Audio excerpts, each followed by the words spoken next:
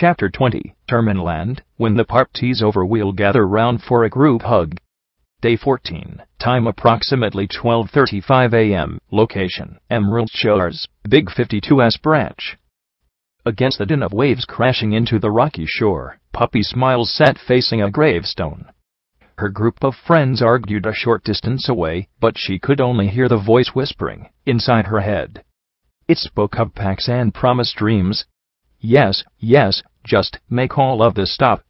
Henrietta barely heard Puppy talking behind her, but she felt a sudden chill in the air, like a cold night's breeze, bringing with it the creepy sensation that she had just woken up from a bad dream but couldn't remember what it was about. Suddenly, what the fool had said seemed a lot more important.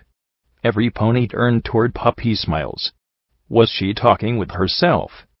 Make what stop? How? As Henry approached, she could see that Puppy's eyes were closed and her head hung low.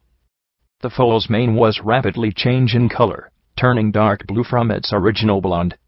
Puppy. Are you okay? What? I think that you have something in your mane.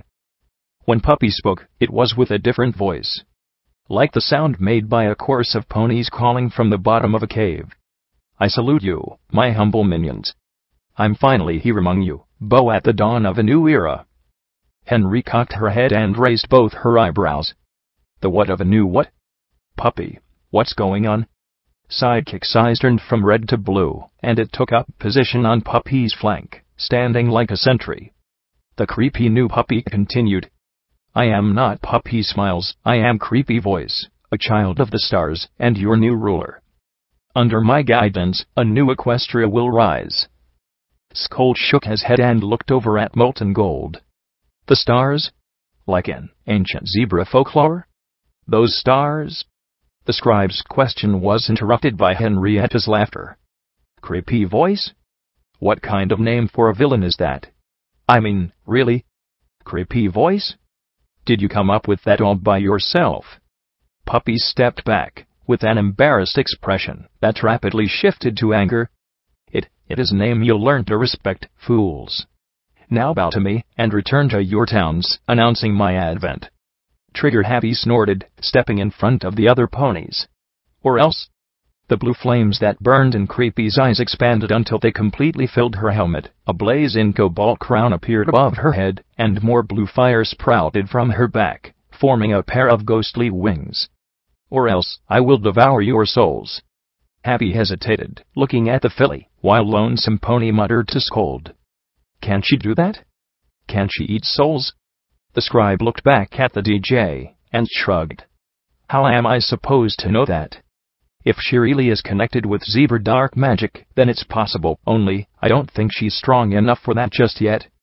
The Pegasus raised an eyebrow. She isn't? No, she's still manifesting. Just look at how that fire of hers is flickering. I think I know how to stop this story before it even begins. The scribe spoke in a very low voice, while Happy kept the creature occupied. Molten Gold and Lonesome Pony listened to him with all their attention. I think that I can sever the bond that ties this entity and Puppy's soul together, without a soul to feed on. Creepy Voice. That creature won't be able to manifest itself, and will be banished. So, what are you waiting for, an invitation? Asked the ghoul impatiently. No, I'm not strong enough to do this on my own. It's a ritual, but it's long and complicated, and meant for unicorns only. No offense, Gold. The old treasure hunter shrugged. No offense taken. So basically you're telling us that we are going to be fucked by a zebra demon with a foolish name. Hey, what's going on? Does the egghead here have a plan? White popped his head into the trio of ponies, interrupting the conversation. Actually, yes, but I need some minutes to figure out the details. Help Happy keep Creepy Voice. No, really, what kind of name is that? The scribe face hoofed. Well, keep her talking while we try to pull this off, okay? White nodded and turned on his tail, trotting toward the trio composed of Henrietta, Trigger Happy and Jam Gun. Say, Your Highness, did you mention something about a new era? Can you elaborate on that part? Will it be better than the manure we are swimming in at the moment? The nightmare stopped considering Henry and her annoying question about names, and turned toward the new arrival. Indeed, my magic is far superior to that of mere ponies. With that I can heal this poisoned land, and bring about a new reign of prosperity. Your violent lifestyles will be at an end. I won't allow my subjects to squabble amongst themselves. Instead you will build immense temples in my honor. All you have to do is worship me, and pay tribute to me, and all the problems in your life will be solved. White nodded at the response and tilted his head. Well, that sounds mighty interesting, but may I ask what you mean by paying tribute to you? The creature smiled before sitting down and closing her eyes, acquiring an air of mentorship. Absolutely. Your master, that is me, will ask very little for the good of many. Aside from your worship, I require a pony sacrifice every full moon from each major city. In return, I will cleanse the land poisoned by pony kind, allowing you to grow food and live your lives under my rule. Trigger Happy cocked her head, frowning. What are you going to do with sacrifices? Creepy voice waved her hoof dismissively. Never you mind. Henry and Happy had their mouths open, listening at what the possessed filly was saying. Happy drew her weapon, but she stopped when she noticed White's gesture to wait. Henry, on her side, scratched her head. Yes, but will you give us back Puppy? The nightmare blinked her eyes for a moment, surprised. What? She doesn't want to come back. She is sleeping and dreaming in a place where no pony can hurt her. We made a pact. At that reply, Trigger Happy snapped. You did what? Listen, I know my friend Puppy smiles, and how easy she is to trick. Whatever pact you made, it's not valid. You can't just talk a fool into something and pretend it's legitimate. Let her go. The monster laughed, with a silvery tinkling voice. Tee-hee, you're funny. Why should I yield a perfect soul to possess? Her obsession trapped her on this plane, and as long as she sleeps, she will never realize the truth. So no, I'm not letting the foal out of her dream, but on the other hoof, I'm offering all of you the privilege of being my heralds, so you can announce my coming to all of Equestria. So, long story short, Henry tilted her head. You are Nightmare Moon. Well, no. Yes, Nightmare Moon was more ancient and powerful than me. For a moment the creature hesitated, but she seemed to recover almost immediately. But I am more than strong enough to shut your stupid beak. Henrietta deadpanned. So, basically, you're a newbie, a nightmare noob. Trigger Happy burst into laughter, rolling on the grass. As she fought for breath, Mr. Whiteface hoofed, while the other three ponies stopped talking for a moment, trying to understand what was going on. Enough. That's it. There's plenty of subjects I can use. I don't need you, useless bunch of ignorant weaklings. Henrietta snickered. Said the filly that can't count beyond 4. You insolent little, you will suffer. No, she won't. Bad monster. Stay put. Skull stepped in front of Henrietta, staring straight into the nightmare's eyes. We will banish you forever, with the power of science. Tee-hee, the creature giggled, evidently quite capable of shifting from anger to mirth on a whim, and dismissed the scribe with a wave of a hoof. Don't make me laugh. Science. Do you have the slightest idea of what power you are facing? Oh, for Nightmare Moon's sake, try something more believable. Skull smiled, not very impressed by the nightmare's reaction. Oh, so you want the details? Very well, then listen carefully. Since I already had the opportunity to check Puppy's suit, I did some research, and I found some interesting clues. Your very existence in this place is caused by a foolish attempt at using necromancy as a life-saving device, but I know how to fix that horrific mistake the Ministry's made. The talisman itself has proved to be almost impervious, but the spell inside is more than unstable. The way your flames wax and wane make that abundantly clear. Now, I have some unicorns here, and even if they don't know a thing about dispelling magic, I can tap into their power for as long as we need. So, guess who's getting dispelled today? What the demon stepped back, with an expression of real concern on her muzzle now.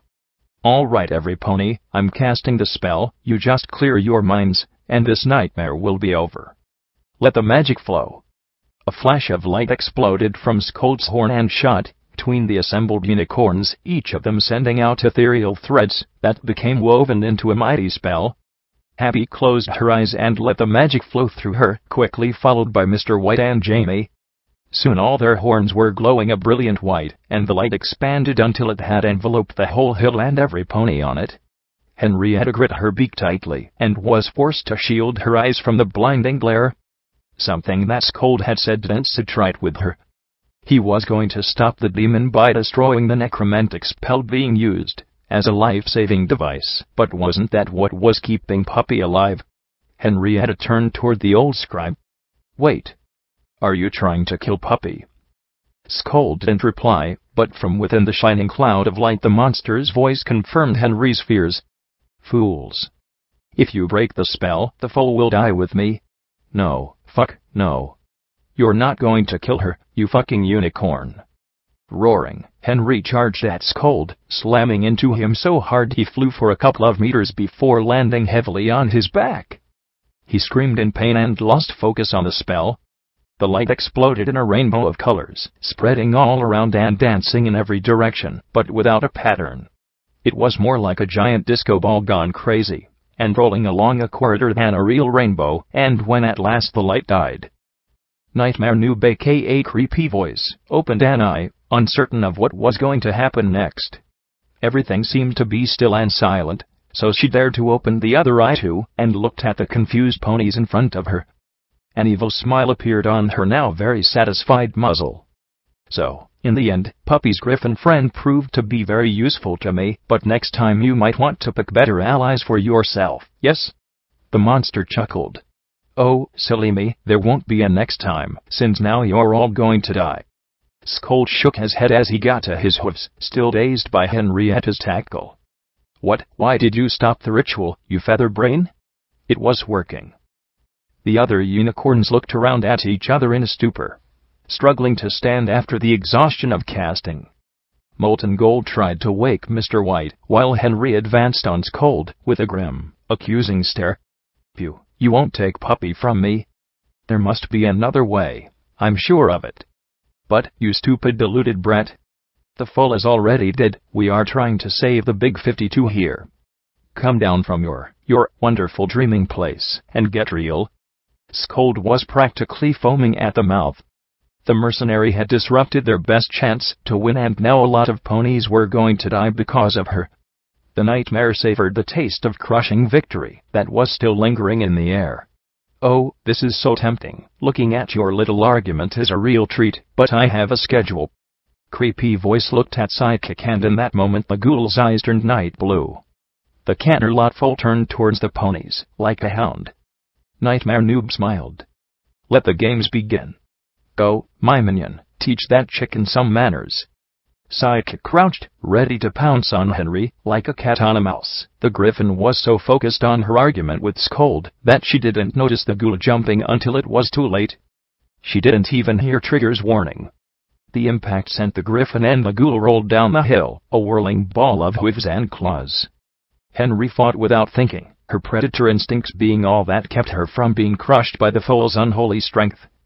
She tore with her talons and punched with her fists, dodging the return strikes, and knowing that a single hit would be the end for her. The melee continued, both figures locked in a dance to the death even as they tumbled over the edge and fell to the rocks below. Creepy Voice watched as her minion vanished from sight, and shrugged. Oh well, Mini Chicken broke my toy. It seems that I'll have to do everything myself, as usual, so, who's first? Lonesome Pony and Molten Gold exchanged a quick glance before opening fire. They emptied their magazines at point-blank range, the bullet staring through the nightmare, like a hot knife through butter. Dozens of holes dotted Puppy's chest, but they didn't seem to have any effect at all. Many had already begun to close. It's hard to kill something that's already dead, isn't it? Creepy Voice giggled as she lifted Lonesome Pony with her magic and slammed him into the tree. The Pegasus hit the trunk with a wet, crunchy noise and fell to the ground unmoving, his back bent in an unnatural way. Not even checking to see if Lonesome was actually dead, the nightmare turned towards Jamgun. So, I reckon you're with the sweet mare there. How cute, you'll die together, like the protagonists of some cheap old play. Any last words? Actually, yes. Mr. White smiled a little as he interrupted creepy voice and levitated a radio from his saddlebags. Plan B. His eyes narrowed. We've got backup. With a sound like distant thunder, sniper fire blew apart Pup's helmet and ripped away one of her legs. The wicked creature roared. Spreading her wings, she flew up into the sky and conjured lightning from the clouds. The bolt struck the Ferris wheel like a hammer, heating the metal and weakening the last joints that still allowed it to stand. The gigantic metal structure creaked and screeched before collapsing on the small building that Sagebrush and a couple of acolytes were sniping from. No. Sage. White turned towards the town, looking at the rubble that once had been his nephew's hiding spot. No, this wasn't going as planned at all. A salvo of missiles streaked through the air toward the creature when she was far enough from the ponies below, shrouding her completely within a flourish of explosions. The Rangers charged from their hiding spots in town, discharging every weapon they had in the monster's direction. The battle had begun. Henry groaned. It was all dark, cold and wet, her bones ached in places she didn't even know she had, and she was almost sure that something was completely wrong. A sweet and merry voice hammered like a pink flash in her head. Oh, don't worry, it's just you being your usual meanie self, nothing else. Meanie what? Am I dead? The Griffin's headache was getting worse, while the sound of explosions and ponies screaming thundered in her ears. There was a thingy, something like a pink dot, dancing in her head and speaking to her. Silly chicken, you're not dead, DUH. You're just a bit confused, and somersaulting down 6 meters onto those rocks didn't help at all, but I'm sure you'll be okay. Lickety-split. She did that all the time and never got hurt. Puppy, how is she? I must save her. The pink dot moved a bit, shifting from a colloquial, merry attitude to a more accusing one. Really? Because it seems to me that you're simply trying to hog her all for yourself. What the fuck are you blabbering about? I just want her to be safe, so that she can stay with you forever and ever. The voice started fading. Whom are you wishing well? Poor little puppy or poor lonely Henry? I don't know anymore, but I want to make her happy. She seems so different, like a distant memory that doesn't want to fade. I don't want to lose her, but she seems to be unable to think of anything else but her mother, like a recurring nightmare. Or maybe a sweet dream that doesn't know how to fade. Maybe she just needs a last little help from her very best friend. The voice had gradually changed. At first it had sounded like an over-enthusiastic youth, but now it sounded like an old mare. Somehow it was very, very familiar to Henry, reminding her of the dreams she had had when she was prisoner in Sun City. There's just one last step to trot, find Puppy's Rock, and fulfill its destiny. With a gasp, Henry opened her eyes, finding herself in the middle of a rocky beach. She was laying on what was left of a badly crushed Space Ensign sidekick. The ghoul had taken the brunt of the fall, and was now just a flat squashed yellow bug. Henry drew one of her .45s, and made sure that the creature was completely gone, putting another 2 holes in its head, before checking the surroundings. Up above her head, a pony flew over the ridge, screaming, as she was sent out to sea. The dark magic faded, and she kept going for a good 200 meters, before splashing in the cold waters. Henry tried to ignore the sounds of battle coming from above her head, and gulped down a healing potion as she began her search for that stupid stone. Puppy stone, how the fuck am I supposed to find a damn stone in the middle of rocky beach? Magic rock my ass. She scowled at a nearby rock and kicked it hard, sending it flying into a rusted metal box a few meters away. The rock rebounded and, of course, hit Henry squarely between her eyes. Fuck. The Griffin rubbed her forehead and picked up the offending stone from the ground. Every rock had its voice, and Henry knew this one very well. That's the last time you'd get one over on me, so, what now? You hit a metal box, dumb rock. Were you trying to tell me something? What are you, some sort of rock of destiny? Henry snickered as she approached the box, and introduced its padlock to the rock of destiny. At least. Clank. You're being. Clank. Useful. Crack. Very well, let's see what's inside the treasure chest. Some papers, an old brushable applejack doll, some photos. Henry took the pictures, and looked at them. In one there was Puppy Smiles, only younger, and without her rad suit. She was smiling in front of a carrot cake, with 4 candles on it. There were some other ponies in the background. It seemed to be a birthday party. On the second picture there were a white stallion and a purple mare. They were sitting in front of an old wooden sign announcing that they were entering the town of Appliosa. Between the 2 ponies sat a pouting Puppy Smiles, as if she didn't want to take the photo or be in that place at all. The filly seemed even younger in this picture, maybe 3. Henry turned the PIC and found a note, last trip with better. A third photo showed Puppy dressed in Anna smock and sporting a big blue bow in her mane. She was smiling, proud of her new dress. Another note, written on the front this time, said, Puppy's first day of kindergarten. Turning the last photo, the young mercenary found some weathered lines written on the back. In a different place and in a different time, beyond the horizon, we will be together again with Dad, and I'm sure I'll be proud of you. Because Mom will always be proud of her little sunshine. I love you, Mom. A missile flew over the ridge and exploded on the shore, illuminating just for a moment the tears running down Henry's face. The mercenary sighed, finally giving in to the truth in front of her eyes.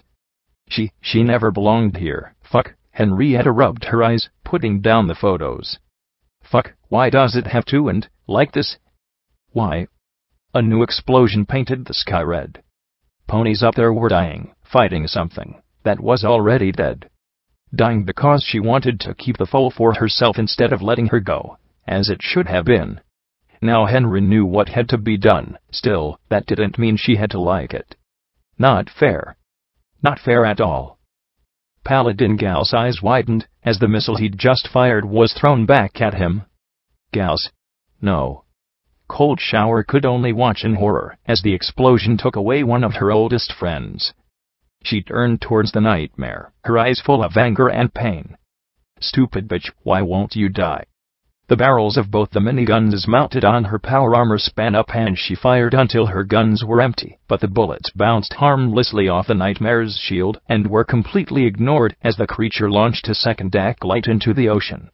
Creepy Voice had already killed 2 rangers and thrown several other attackers onto the sea. But with all these ponies around she was getting confused. How was she supposed to fight all of them at once? Really, these stupid equines didn't even know the rules of a proper duel. She was growing bored of their little game. Yes, killing ponies could be fun, but it seemed pointless, especially when she had more important things to do, like take over the world. Who was supposed to be the leader of this bunch of idiots? Phone right, the old scribe. Creepy Voice smiled with evil on her mind. So, where is that guy with the cape? Landing in front of the old pony, Creepy Voice folded her ethereal wings and faced her adversary, not even trying to hide her amusement. Here you are. Scold, right? There was a pause, while the unicorn looked confused at the foal's new change of mood, but the nightmare cut it short. Very well, die. With her magic, the monster grabbed the old stallion's heart and squeezed. Scold collapsed with barely a whimper. In the same moment, Henrietta flew over the ridge, landing again on the tomb's hill. The scene in front of her eyes made her cringe.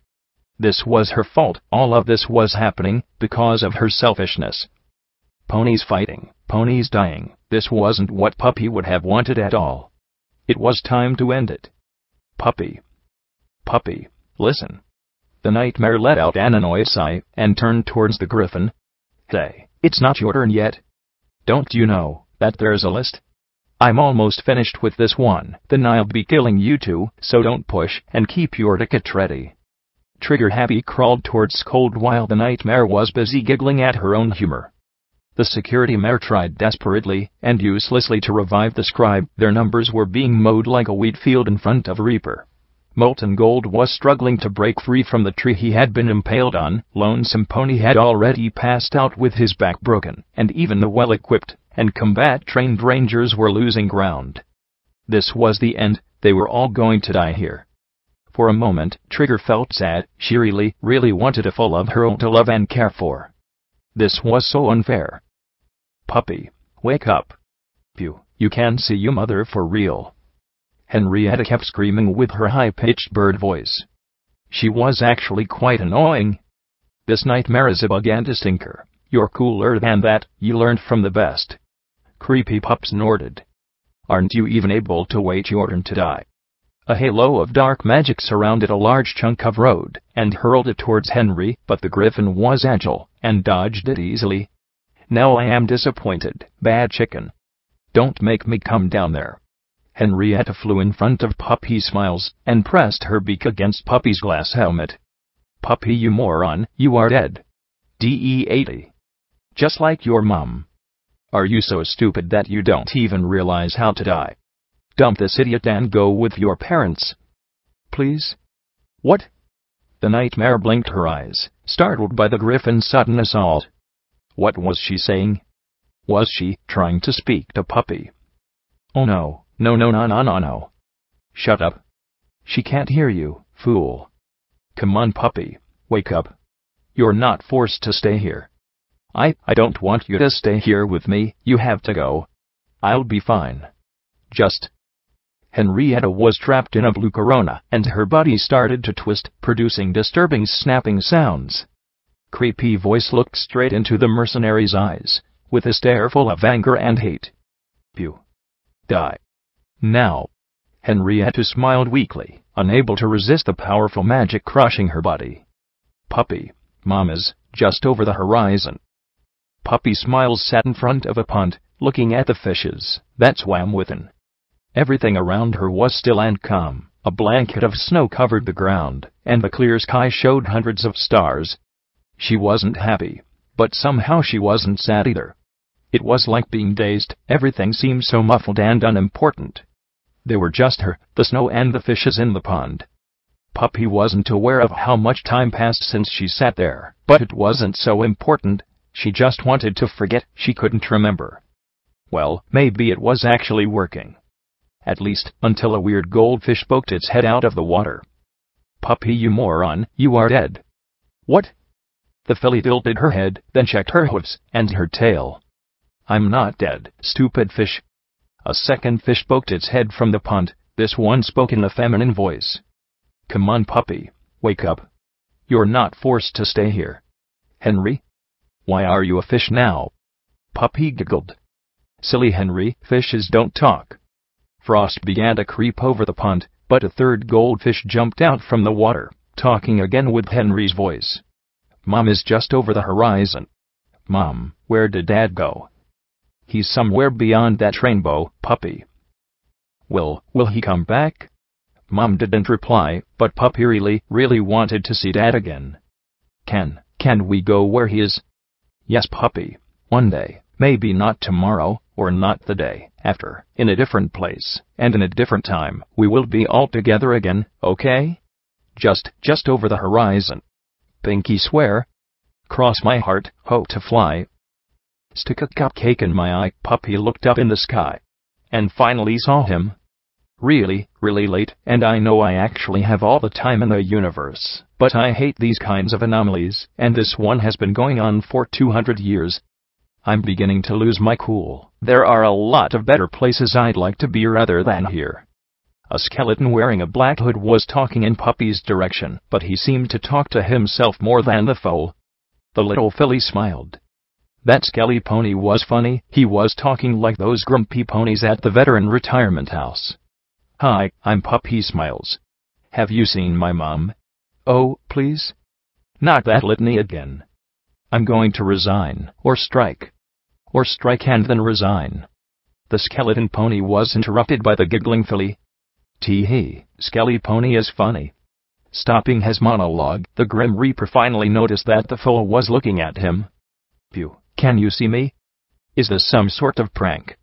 Because if this is a prank, I'm going to give up for real, this time. Puppy tilted her head. A prank? I hope not. Last time I made a prank I was spanked ultra hard.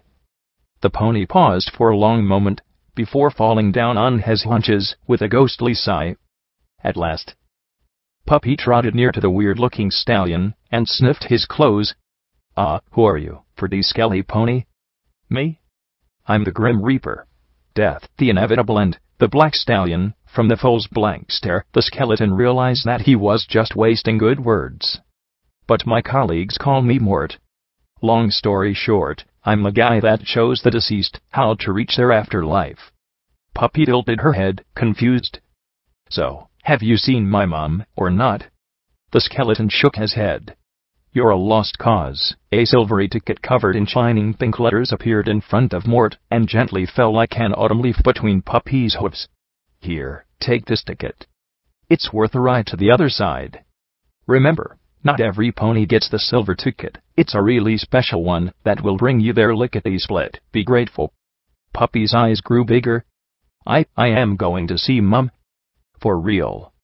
No more pink arrows, or stupid bully bots, or falling houses. Just, Mum? The Reaper nodded. Exactly. Mort paused for a moment before continuing. It must have been hard. This is my personal way to say I'm sorry for not being able to help you earlier. Puppy stopped listening as soon as the pretty skelly pony had said what she wanted to hear. Yush. The foal hugged the skeleton for a moment before looking at the pond, which had now completely frozen over. Phone right. Henry? Just let me say bye to my friends. Puppy turned on herself, and the whole scene with the pond and the snow exploded into 1,000 shards, dissipating into nothingness, and revealing the battlefield around the graveyard. Just over the horizon, the griffin's eyes grew clouded as she slipped into unconsciousness. As soon as Henry had said those last words, the nightmare's eyes flared pink, and for a moment her expression changed completely. Bye-bye, Henry. A pretty skelly pony is sending me where Mom is, and this time with a super shiny ticket. The pink in Puppy's eyes faded away one last time, and all the lights on her HUD turned red, signaling an endless sequence of system errors. Warning. Subject 001 Puppy smiles cannot be located. Warning. Power level is critically low. Warning. Self-repair function not responding. Warning. Hardware not found. Warning. General shutdown in 5, 4, 3. Thank you for using Ministry of Peace technology. Have a nice day and please, be safe. With these words, the whole HUD on the helmet disappeared, leaving only the shocked face of Creepy Pup staring at the now empty glass. The monster stepped back in horror, releasing her magical grasp on the griffin, who fell to the ground, and rolled a few meters downhill. What have you done, fool? I'll kill you all immediately, puny insects. The monster stretched her wings, ready to release a new wave of magic, but something was wrong with her. The suit had begun to deflate, like an old, empty leather ball. What's going on? I'm melting. No, no. Small eruptions of pink gas leaked from every hole in the fabric, while the monster fought to keep her grasp over what was now an empty husk. Phew. You have not won. I will be back. Ponies make the same mistakes all the time. I'll be BAAAAH. Nightmare's pup face melted in a pink eruption, filling the helmet with a curtain of gas.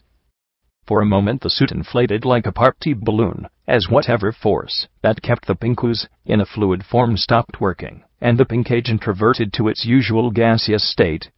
As the scream from the nightmare reached its highest note, the suit's locks failed, and the gas exploded out of the harness, making a sound like a whistle.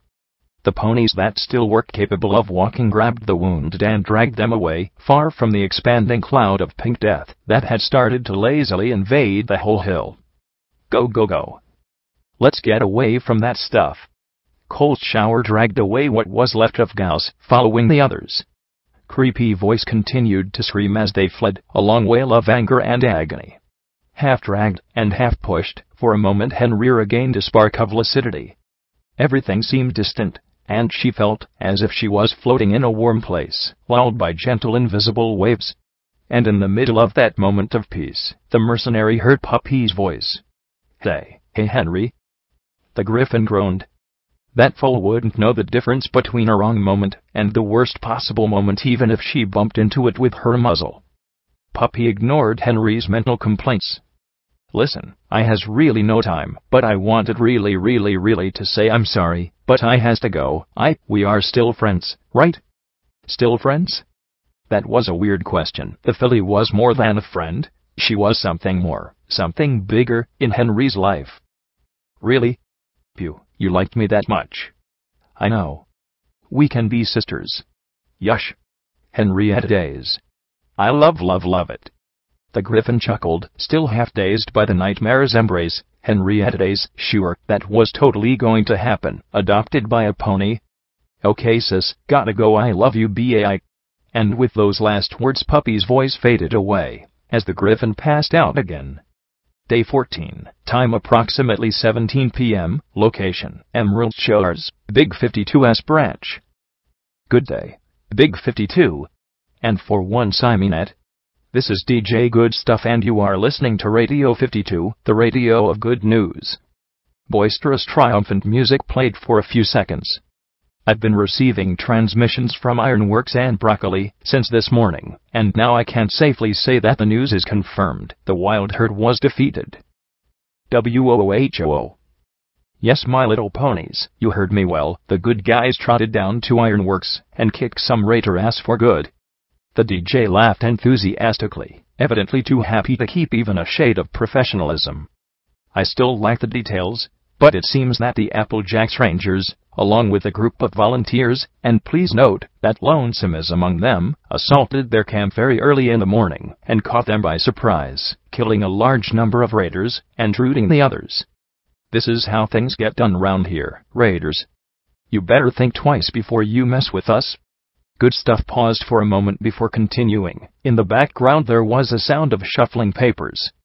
Okie dokie. Now, for those that have friends and relatives in Ironworks, the situation seems dire. Most of the adult ponies have been killed during the siege, but there are still some survivors, mostly the elders and the foals, with a small group of guards that found shelter inside Ironworks stable.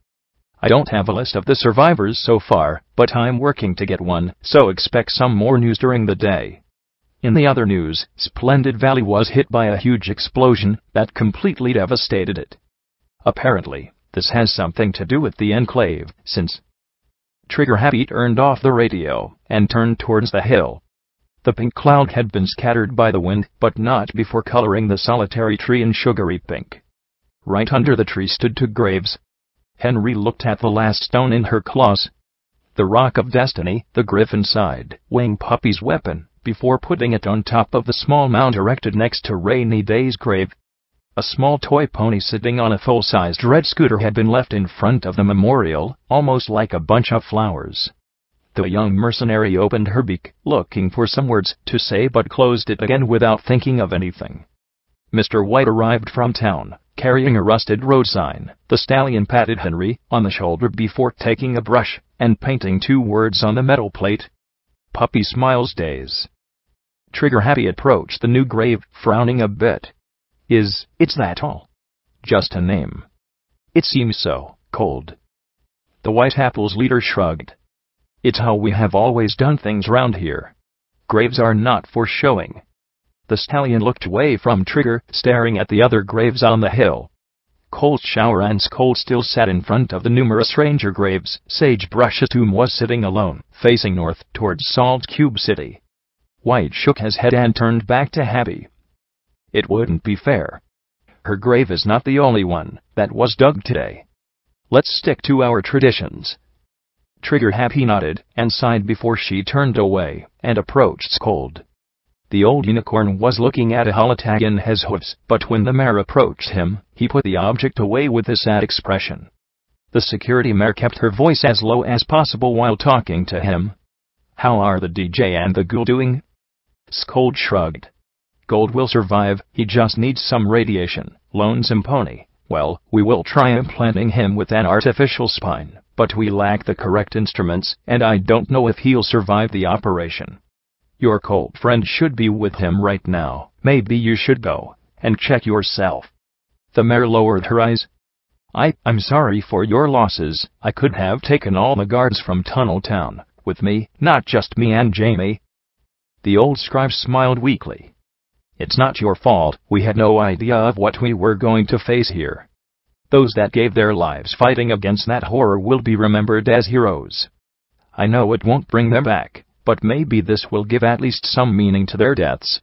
As soon as Trigger Happy departed, Scold trotted next to Cold Shower and sat with her in front of Gal's tombstone. The mare was crying in silence. The two ponies were more than comrades, and the loss had been a bad blow for the paladin. He was a good friend, do you know, even when he acted like an ass. Shower was having a really hard time trying to hold back her sobs as she spoke. The scribe nodded, wrapping a hoof around the mare's neck. Yes, he really cared about ponies. He knew what was important. His stare wandered across the graves. 4. 2 paladins and 2 acolytes. The rangers probably owed Puppy more than that, but it felt hard to accept it. Still, he didn't want to blame the griffin for that. It simply didn't feel right. We lost many good ponies today. Acolyte Sugar Flavor and Scribe Scroll were still so young. I'll have to inform their parents. Cold Shower sighed. Tears were now running down her muzzle. Scold, please, tell me it was worth it. I lost so many friends. I lost the pony I loved. Tell me they didn't waste their lives. We are just ponies, Shower. We do what we can to make this land a better place day by day. The records say that in the last generation, in the Big 52 settlements, cutie marks involving traditional works, like masonry, farming and arts are slightly growing. Maybe things are getting better, and maybe our foes will see a greener Equestria. The old scribe looked at Puppy's grave. And maybe, one day, there will be again a place where foes like Puppy will be free to play and make friends. Who knows? Henrietta rubbed her eyes as she left Puppy's grave and trotted towards the beach, looking at the waves. The young mercenary checked that no pony was looking at her, and when she was sure of being alone, she took Silky Tail out from a bag, hugging the doll and hiding her face in the pink plushie. Don't worry, sis. Tomorrow will be a better day. Footnote, level up. 20. No wait. You're dead. Sorry kid, better luck next time. New quest perk unlocked. Philly luck. Requirements, level 8, minimum luck of 7. Alright, we were just surrounded, okay? And the droids were all over the place, okay? And we got, like, 5 shots left, okay? Then all of a sudden, we hear a ruckus from downstairs, and the next thing we know is that half the robots were brutally demolished piece by Celestia knows who. With a stone. Real story, man, honest. Occasionally, when facing robots, or feral ghouls, you could find some groups of them already dead, brutally killed with a stone. Go Puppy. Link to Chapter 19, link to afterward. This fanfiction is based on Fallout Equestria by Cut. A familiarity with the source material may aid your understanding. You can read Fallout Equestria by Cut on Equestria Daily. If you enjoy Fallout Equestria side stories, you will want to check the Fallout Equestria side stories post on Equestria Daily, and the Fallout Equestria side stories thread on PonyChan. The PonyChan group is also a hatching ground that you can join if you want to share your experience, writing or comments with us. Huge thanks to Nirgids, Damhoof, Aosta, Arondigd, Arcane Scroll, Palakiask, and Anon Samurai for helping me both with the language and the eternal struggle of keeping the story on its rails circumflex.